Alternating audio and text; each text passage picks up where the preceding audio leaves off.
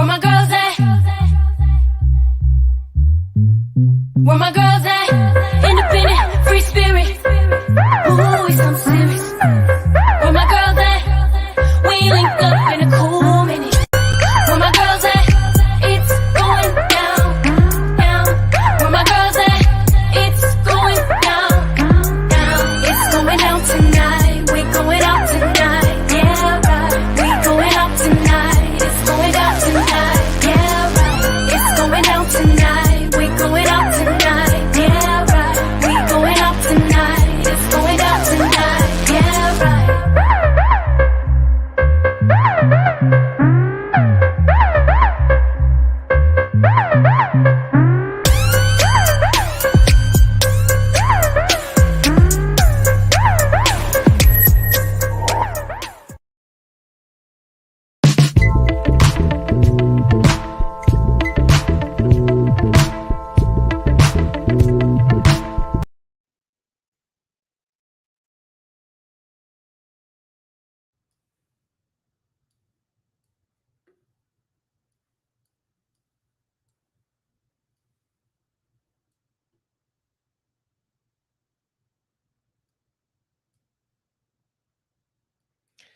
Welcome, everyone. We got issues. Don't we all have issues? I am honored to be your guest host today. My name is Sean Smith, and today we're going to talk about some issues. We are going to talk about some daddy issues. That's what we're going to talk about today, and hopefully you're going to get a lot out of this program. And let's be honest, we all got daddy issues, right? We all got daddies. And so we've got some daddy issues to confront, to dissect, to hopefully shift, and maybe even dissolve. Who knows? The girls are out of town tonight. The ladies are off having fun, transforming lives somewhere, I'm sure. Katrina, Crisette, Gloria, and Sabrina will be back on Monday. And I've been a guest on this show a couple times, talking about racism and talking about politics. And now I am insanely honored to actually be hosting today. And they said, what do you want to talk about? And I was like, let's get into some deep issues. Let's get into some deep dive on daddy stuff. Right. So thank you all for tuning in to the radio. If you're listening on the radio, you might be watching online at theforceoffriendship.com or the Facebook groups, wherever you are. I'd love for this to be an interactive experience for myself and for all of you. So if you're watching online, go ahead and post comments. If you are able to call into the radio station, you could do that. 313-778-7600. And we will check in with you all and look at some of the comments and maybe even take a caller or two if we're able to do that. So let's just check in. When I've been on the line a couple times, the ladies spend the first few minutes just going like, what's up? What's going on in your life? And so they encourage me to do that. So let me just give you a little check in on what's going on in my life. I'll tell you a little bit more about who I am and set up the content here for the conversation. But it's tough for me to not think about politics. Are you guys paying attention to politics? And if you are paying attention to politics, here's what I'd actually really love to know. What do you do to stay sane? I mean, honestly, like, what do you do to maintain your sanity? I've never paid attention to politics. So there's a piece of me that actually wishes I didn't know about the hearings and the raids and all the stuff that's going on. There was a part in my life just a few years ago, actually, I didn't have any idea what a Republican was, what a Democrat was. But then I looked up one day and I was like, oh my goodness. Katrina says there's news happening as I'm talking. There's a part of me that's like, I got to know what's going on. I won't check in. I want to be here with you all talking about this conversation. But what got me into politics actually is I looked up a few years ago and I had been really studying what we're going to get into today in this show, really looking at the masculinity and masculine wounds and how we as men are so fragile and what we do because of that. And a lot of this came from my own personal experience of healing a lot of my mommy issues. And I did a one-man show and all this stuff, right?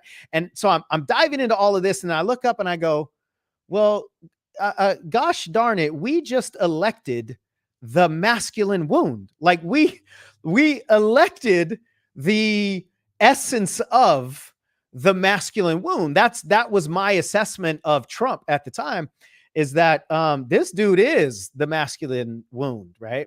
And so then I became interested, but mostly from the personal behavioral side of it, right? Like how are personal dynamics applied to politics?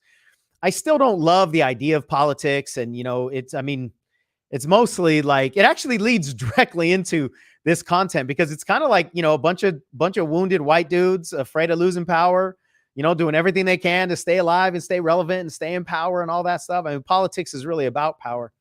So when I dive into politics, it just feels so messy to get caught in the weeds, right? But I like to pull out and just go, okay, what's the human side of all of this?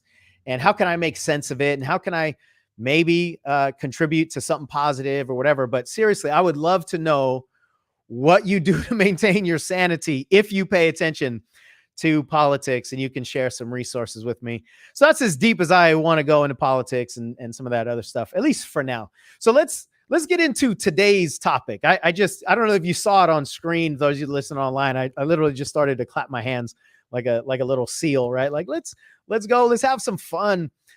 This is a deep subject, or at least it can potentially be a deep subject. And I want to keep it light where I can and go deep where we must. But let's have a good conversation here. And so let me tell you a little bit more about who I am and why I am hosting today and why I'm talking about this conversation. So I've been a life coach for almost 20 years now. I've been a speaker for pretty much all that time. I am a brand new author. I do have a book. Finally, it's like in my hands. I could touch it. I could open the pages and read it. I'll tell you a little bit more about that later on. I'm a father. I'm a husband. I'm a teacher. That's really what lights me up, is just teaching concepts. And I like to teach really anything to anybody that's going to listen. And especially if it's going to help us change our lives or understand, what we do. I do a lot of other stuff too. I do poetry. I produce, I act. There's a lot of stuff that I've got my hands on in the artistic world, but primarily I'm a teacher.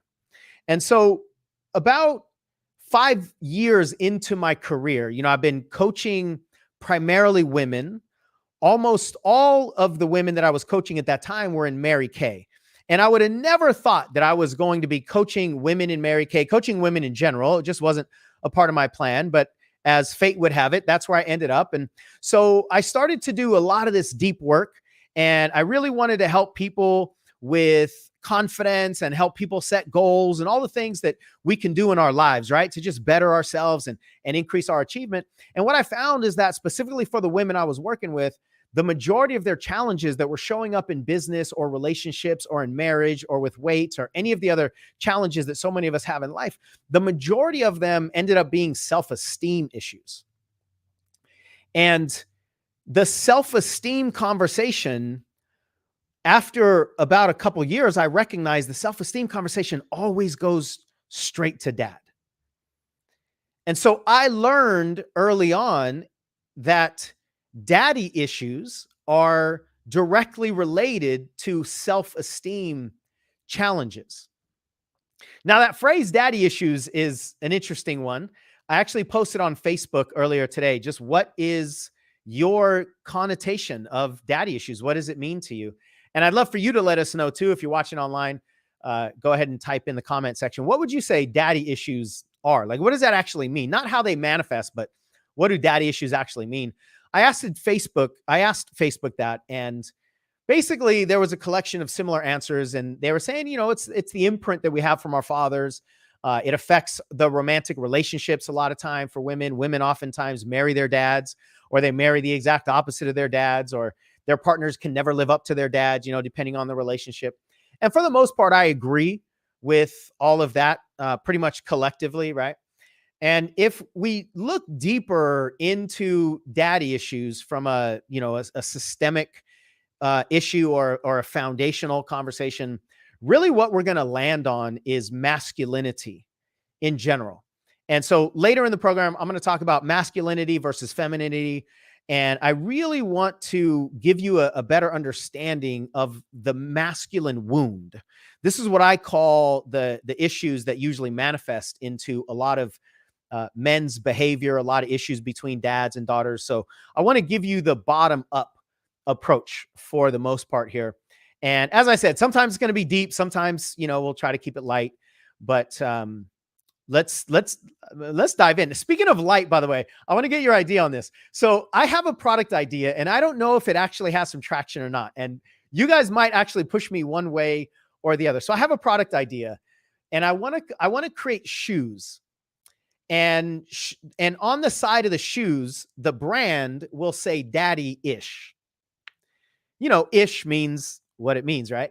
And so the shoe will say daddy-ish, but then what it'll be, but those will be your daddy-ish shoes. So it's like you'll be walking around in your daddy-ish shoes, your daddy issues, right? So there's a piece of me that actually really, really wants to do this. All right, I'm getting a little bit of love in the comment section. Cool. And it is a way to kind of like make some light of it, right? Like you're just going to walk around with your daddy issues tonight. And, and just incorporate it into our lives, right? So I hope there's something in this conversation for all of you. I'm going to be talking a lot to the women in this conversation. I hope I can get you to start asking certain questions, maybe understand your father a little bit more. To any of you dads that are listening, maybe help you understand yourself or how we're programmed as men and maybe open up some communication. But everybody has a dad regardless, right? Regardless of how that relationship was, everybody has a father. And as I said, this is a self-esteem issue, especially for women, because a father's pride, that just like literally just stopped me in saying that. I have a daughter who's 20 years old. And so a lot of this stuff I'm like living, in this moment. But a father's pride is the main ingredient in a daughter's self-esteem. A father's pride is the main ingredient in the daughter's self-esteem. It's not the only ingredient, and I actually don't think it's the core ingredient, but it's the main ingredient so that when daughters grow up, when little girls grow up, one of the first things they are going to assess is whether daddy is proud of me or not, which is the title of my book, Daddy, Are You Proud of Me? I'll tell you a little bit more about that concept later on. But if our self-esteem is low, whether we're daughters growing up and looking at our dads or we're sons or wherever we are and whatever roles we play, whenever our self-esteem is low as humans, we tend to overcompensate to make us feel better, right? And usually we try to do it with performance of some kind. My experience is that men tend to overcompensate with power, competition, win, overpower somebody or something. And women tend to overcompensate with pleasing. First of all, let me know if you agree with that. I know we're using broad strokes here of an overgeneralization, but women just tend to overcompensate in different ways than men tend to overcompensate. And when I was diving into all of this for so long, I just, it started to change the way I parented my daughter. I started to tell her, I'm proud of you, like even when she was asleep, because I know the unconscious mind never turns off. And then finally one day I was like, somebody's got to write a book, to tell dads, because we didn't get any manuals and we didn't grow up like our little girls are growing up. So we don't really know what to do. And somebody's got to write this book. So finally I looked down and I recognized my name tag said somebody on it. And I ended up writing this book. And we're about to go to a commercial break here for a moment, but I just want to tell you a couple of things that I've learned about daddy issues. Number one, having a little girl is extremely disruptive for most men. I've talked to a lot of men that have daughters, and I always ask them, what was the first thought you had when you saw your little girl? And most of them have some version of the same thing. It's some version of, oh my God, I can't believe this. This is incredible. This is amazing. But can I do this? Like, can I protect her? Can I provide all the things that I want to provide for her? Am I man enough? The second thing that I've learned is that this isn't new information, I'm sure, to most of you, especially those women out there. Your daddy is your first love as a little girl, and our mommies are our first loves usually as little boys, right? The final thing is that as a daughter, you learn what your daddy loves. So you will often become what you believe your daddy will love in a relationship. So if you see your daddy has a good relationship with your mom, you might want to become your mom because that's what your daddy loves. But if your mom and dad have a lot of strife in their relationship, you might decide to not be your mom because your daddy doesn't love that version of a woman. And so a lot of times women don't just marry their dad, they marry who their dad married.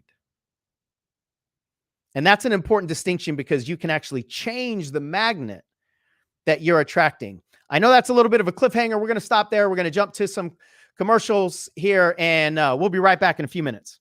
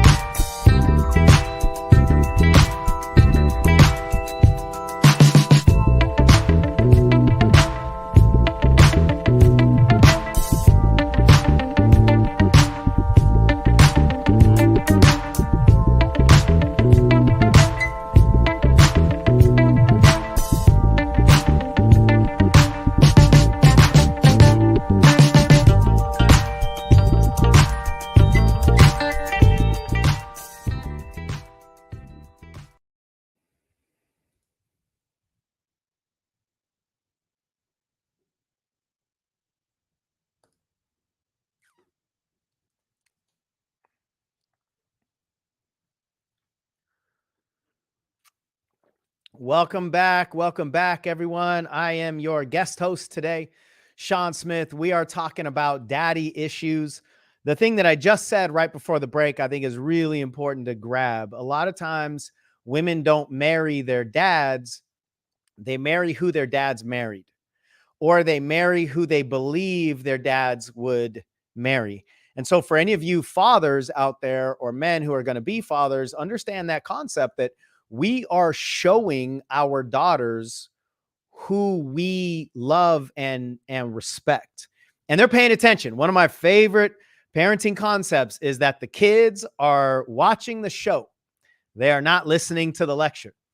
So we do have a caller I want to bring in here in a moment, but I want to start this section with something that I've noticed in my coaching that is like a kind of a diagnostic sort of tool. So I'm going to share with you 5 behavior patterns that I've seen in my coaching of low self-esteem. And especially for those of you women that are listening right now, I want to see if you can find yourself in one or more than one of these patterns. You're not just going to be in one of these patterns, but there's going to be some of each of these in some of you. So the first behavior pattern that I've noticed in low self-esteem, I call constant sacrificing. And that's when women don't even dare to have a goal or go after their dreams because it's just easier not to. You know, it's easier not to have a dream than it is to have one and never get it. And so a lot of women have their dream switch turned off. And so they're constantly just sacrificing what they want in their life because on some level, that's actually emotionally safer, or at least that's how they perceive it. The second pattern is constant sabotaging. So some women do have dreams, but they constantly get in their own way. And by the way, as I go through these, if you recognize any of them in yourself, please comment, let us know what is landing for you and where you see yourself in here. So a lot of women are constantly sabotaging themselves because they don't think that they deserve success. They don't believe that they have the self-worth to succeed. And so their own sabotaging patterns are always going to keep them from the success that they don't believe they deserve. The third pattern is called constant settling. So some women do achieve some of their goals, but then they let some of them slip away because they don't believe they deserve sustained success. They don't believe that they deserve to hold on to their success. And what I found is that a lot of times they tend to put more focus on the less fulfilling goals because those ones are just a little less painful if you fail, right? The fourth behavior pattern is called constant self-smothering. So some women have all the capability to achieve all their dreams, and they believe that they can, but they dim their own light and achievement because of how it might make other people feel around them. So if I shine really brightly, people are not going to like it. My friends or family members are going to feel worse about themselves. And so I'd rather just suppress, right? I'd rather just keep my voice hidden and depress the things that I really want to share and the things that I really want to do. And so I call that the self-smothering pattern. And then the final one is constant suffering via success. So some women become actually addicted to success, succeeding everywhere with everything, doing everything really well, no matter where they go. There's a lot of perfection in the way they look and the way that they talk and the way that they do everything, which is great. It's a high level of achievement, but sometimes it doesn't fulfill anything, you know, because there is this void underneath, and that can become really frustrating. That's why I called it suffering via success, because a lot of women believe they are winning in their minds, but they're just not happy in their hearts. So if any of those are landing for you, what I can virtually promise you is that there's a self-esteem target for you to look at. And it might not make sense right away, but underneath all of the patterns is likely going to be some kind of a self-esteem issue to address here, right? All right, so let's go to a caller, Dorothy. If we can patch a caller in, if she's still on the line. Let's connect with Grace if we're able to. How are you, young man? Amazing. Thank you. I'm going to say I'm well. Something you said earlier about the father thing, and I'm gonna answer your little test there. I happen to not identify with neither of those. I think 4 or 5 of them you said. I don't identify closer to the last one, but there are things that it's kind of out the other way. But I'm going to say this: I'm a high achiever, and pretty much anything I set myself to do, I kind of exceed all expectations, and I've always been that particular child. I am my worst critic, and people normally can't tell anything about me because I already know it. So you can't really tell me something about me that I already know. I've identified who I was very, very early on. So what is your opinion on that? And normally I don't ever really ask people opinion about me. But I wanted to know because I did not try with none of that. But the last one, there was the things in there. Because I've had started the project and I'm trying to do all of them at one time. And some of them took back seat. But did I complete them? Yes. Sure. But I started off wanting to just get it all done, but something took back seat. But normally, I am an overachiever. And something you said about the fatherhood. I never really wanted to marry my father.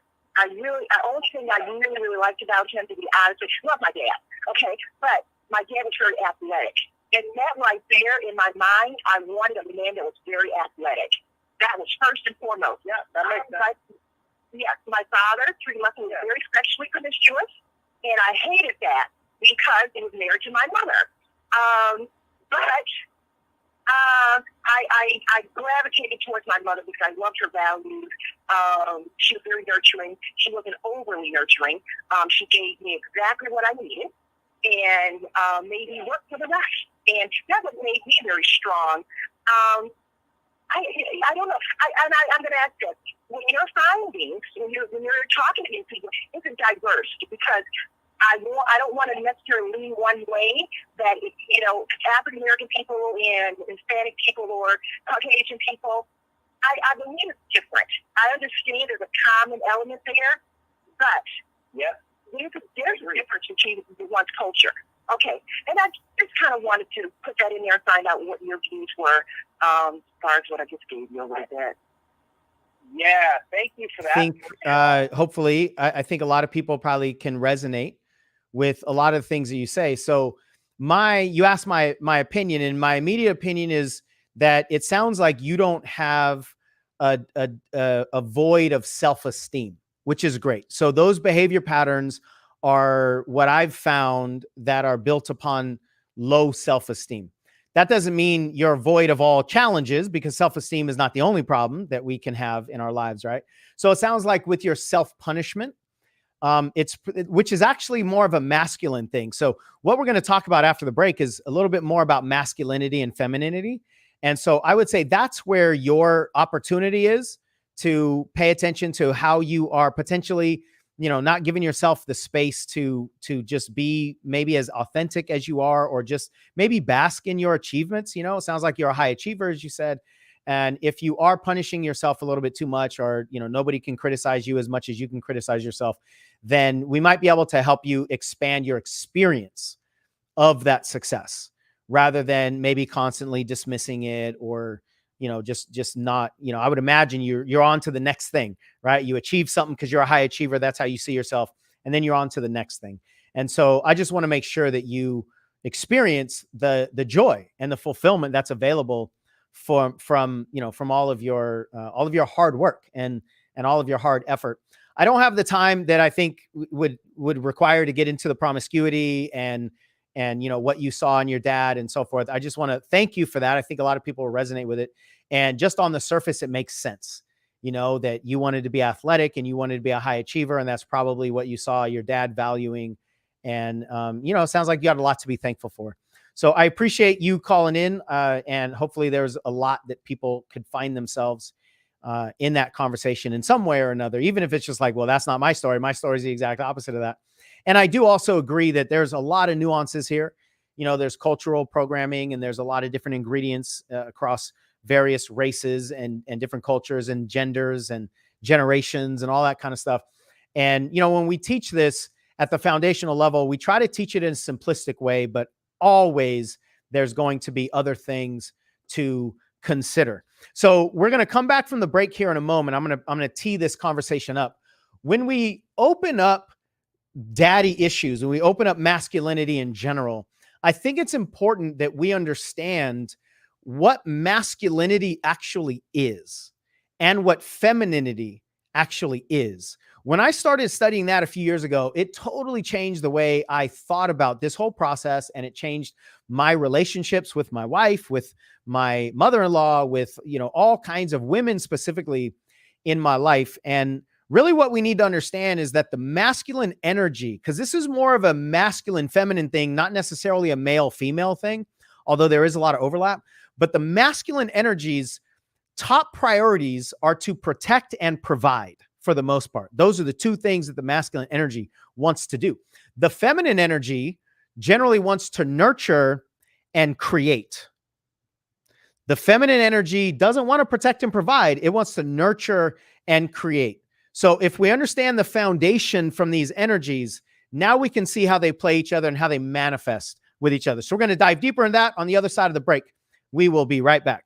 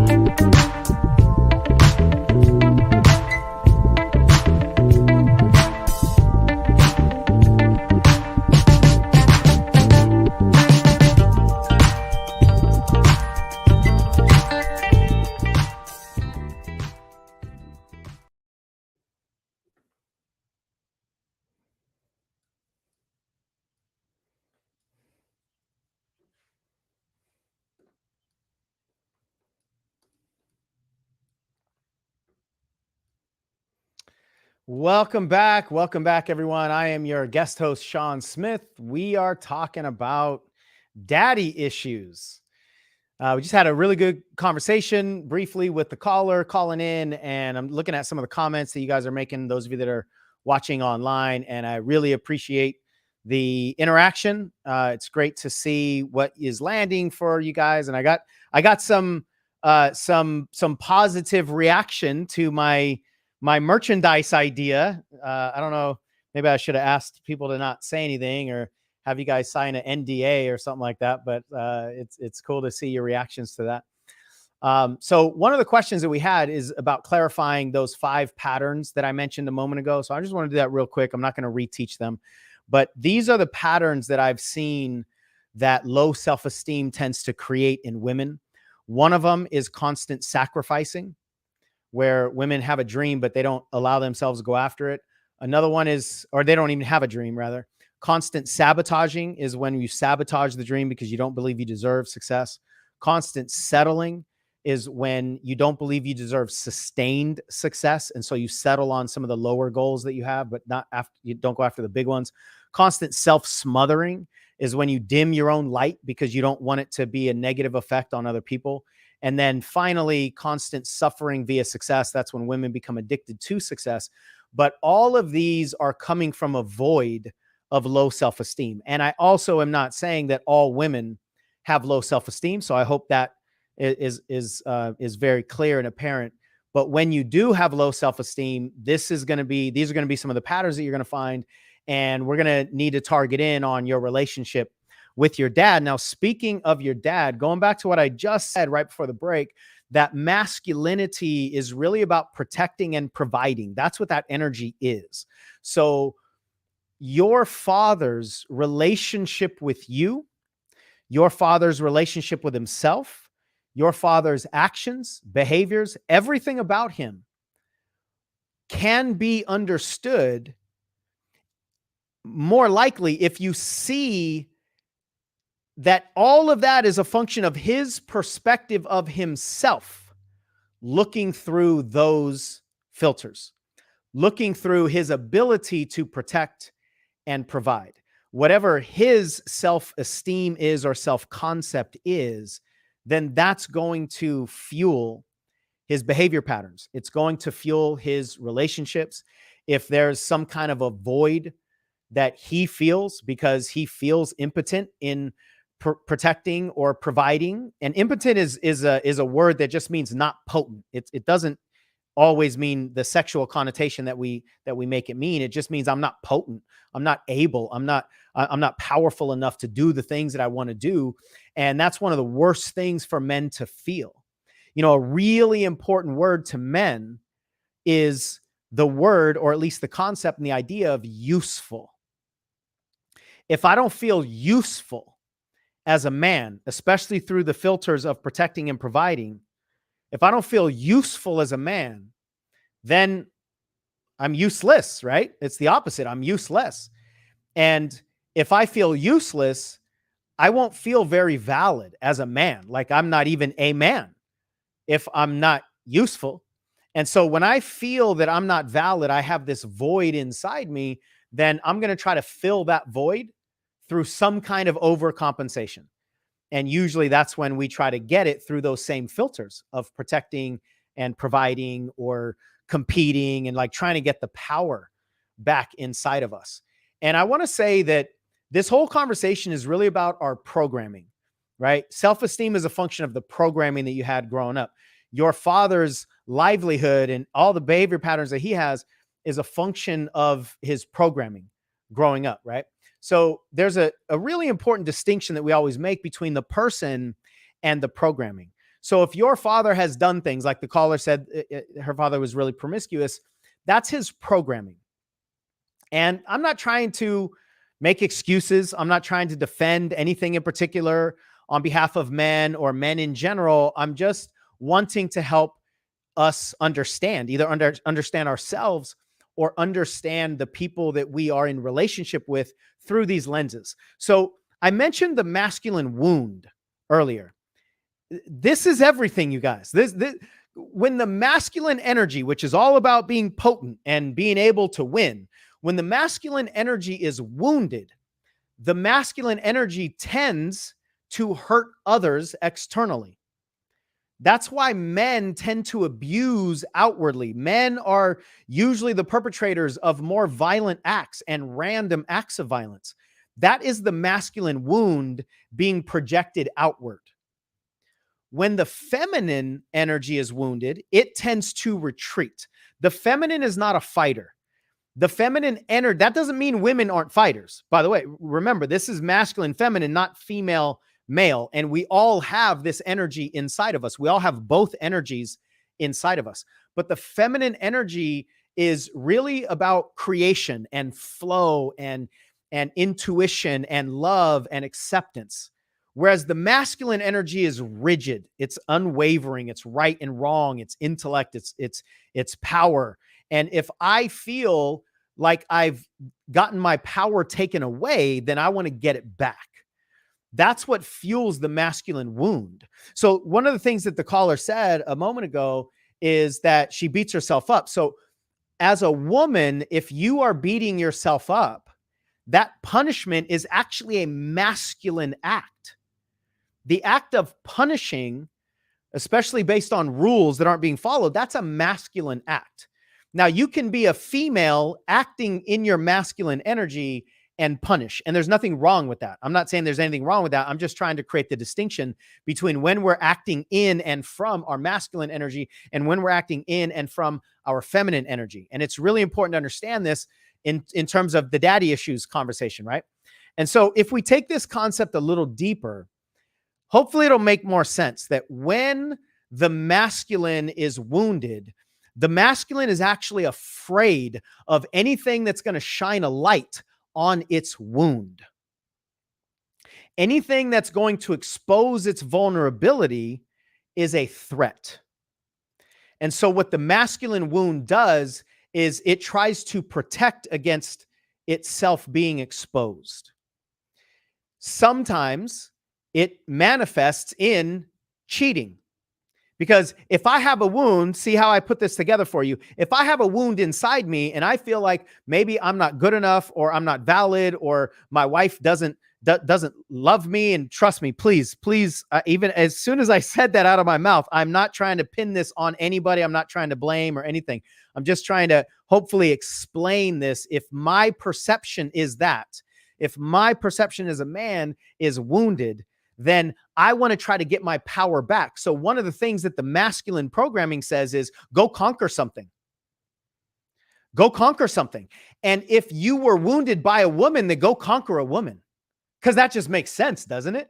If my core wound is from a woman, then I think in my masculine wounded thinking, I think that if I conquer a woman and I can overpower a woman and I can take that back from what was taken from me, then we're good, right?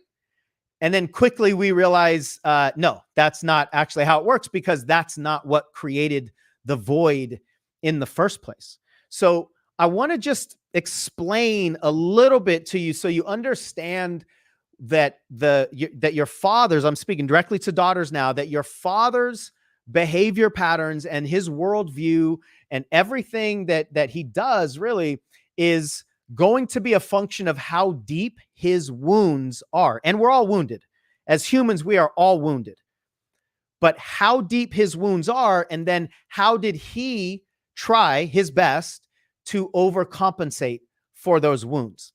And very, very rarely does it actually have anything to do with the people that the wound hurts. So I really hurt my mom for the longest time in my relationship, but it wasn't because she actually did anything bad. In fact, the more loving and more nurturing that she was to me, the more I wanted to hurt her. I know it might not make any sense, especially if you're on the other side of it, but to me, her shining her light was actually a threat to me. You know, I said I did this one-man play. I dove into what was causing me to be such a verbal bully to my mom for so long, and how I treated other women in my life. And I ended up sort of personifying this pain inside my body. I've since written a poem about it, and it's turned into a song. And I just want to tell you, I just want to share 4 lines of it with you, just so that you understand this concept in maybe a little bit of a poetic package here. And I'm speaking as the wound. I'm speaking as the personification of the wound, which for me was a werewolf inside of me that just didn't feel loved and didn't feel good enough. And so the werewolf says, human eyes supposedly are the windows into our soul.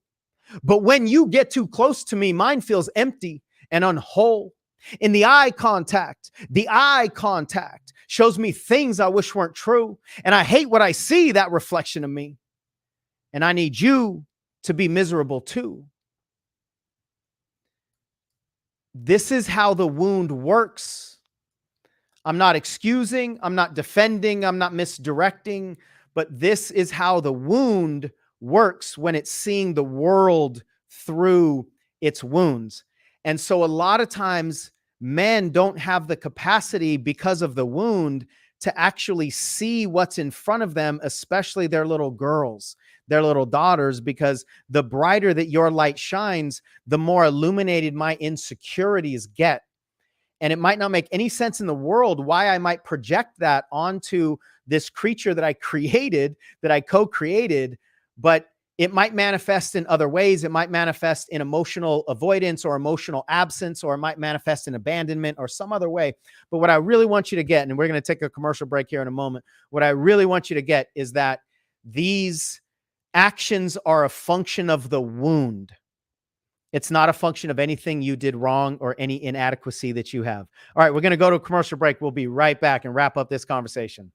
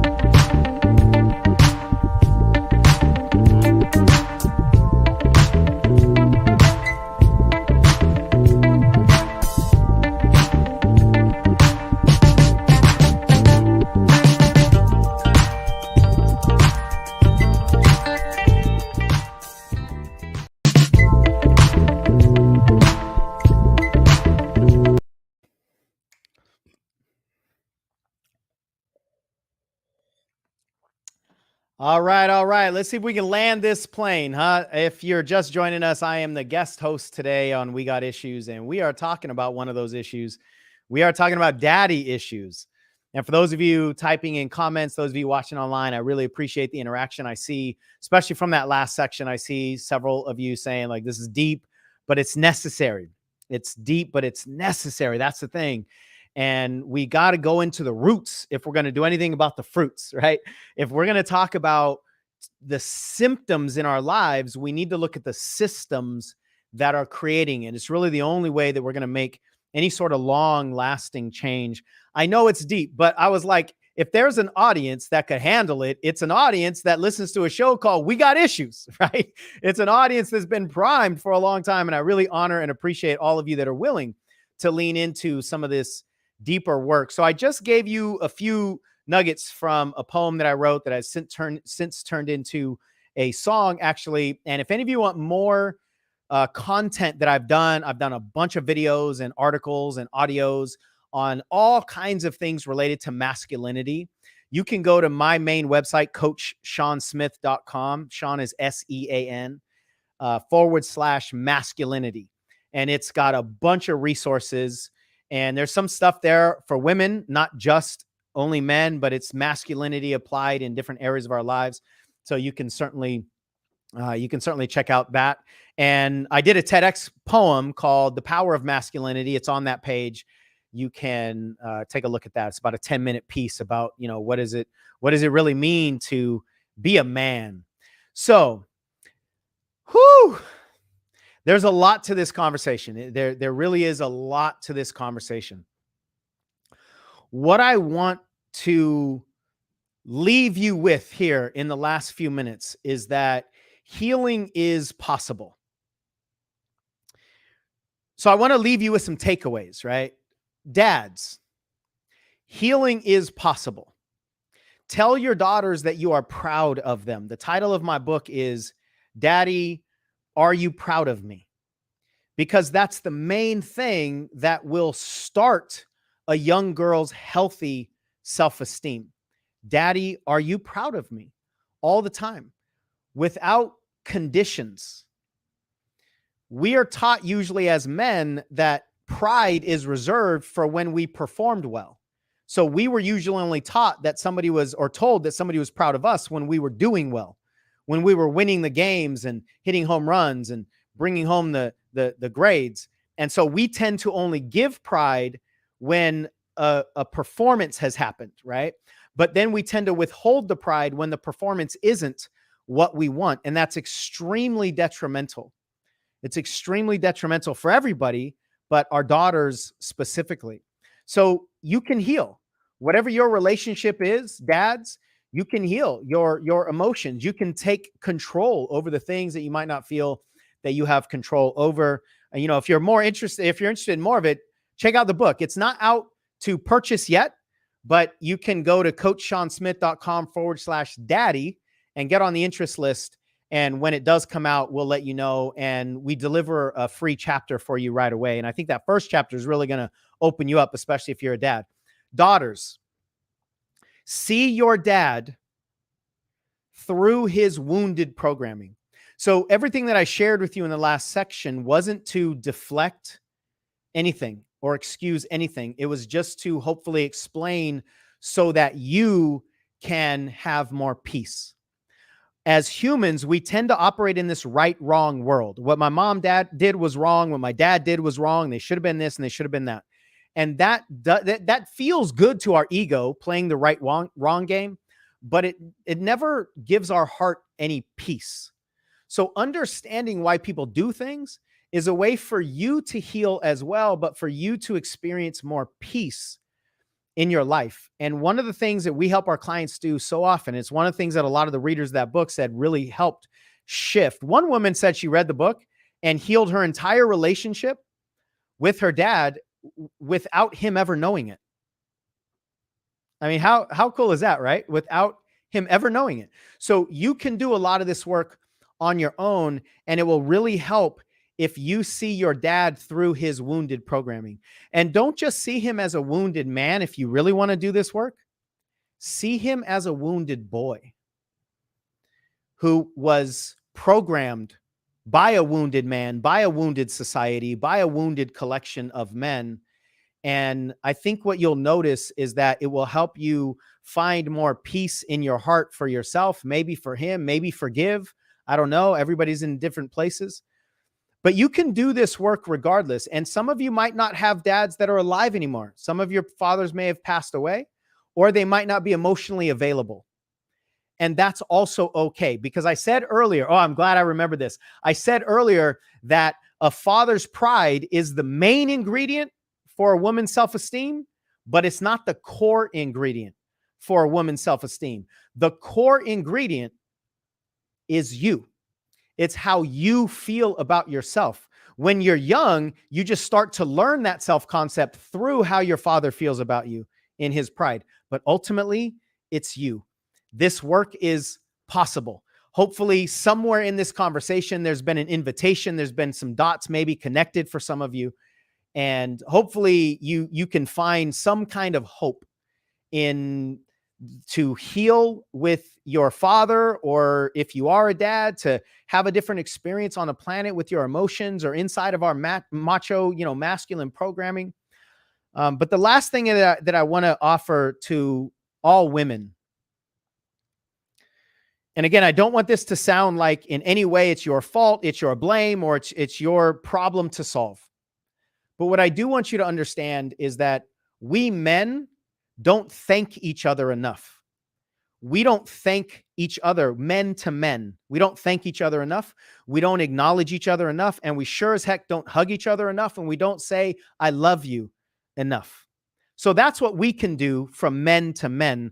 But what will really go a long way is if we hear it from you as well. So if you have it in your heart, if you have it in the space to thank your dad, or thank your husband, or thank somebody who is a dad, just thank them for trying. Thank them for the effort. Thank them for the stuff that you didn't see. Again, you don't have to, this is not dismissive in any way, but it's appreciation that you will be able to live with. And for that, you'll be able to find more peace in your lives. I hope this has been beneficial. It's been an amazing honor for me. I love interacting with all of you. If there's anything I can do to support you, you can find me everywhere at Coach Sean Smith. That is my handle. The women will be back on Monday. So Sabrina, Crisette, Gloria, and Katrina, thank you so much for this opportunity. I appreciate your trust. I appreciate what you've done in this show and the crowd that you've created, the audience that follows you. You are amazing. And I just am so honored that you gave me a platform and a little bit of time here to share some of my voice. With that, everybody, have a wonderful rest of your day. Thank you, thank you, thank you. And we'll see you again, hopefully sometime soon.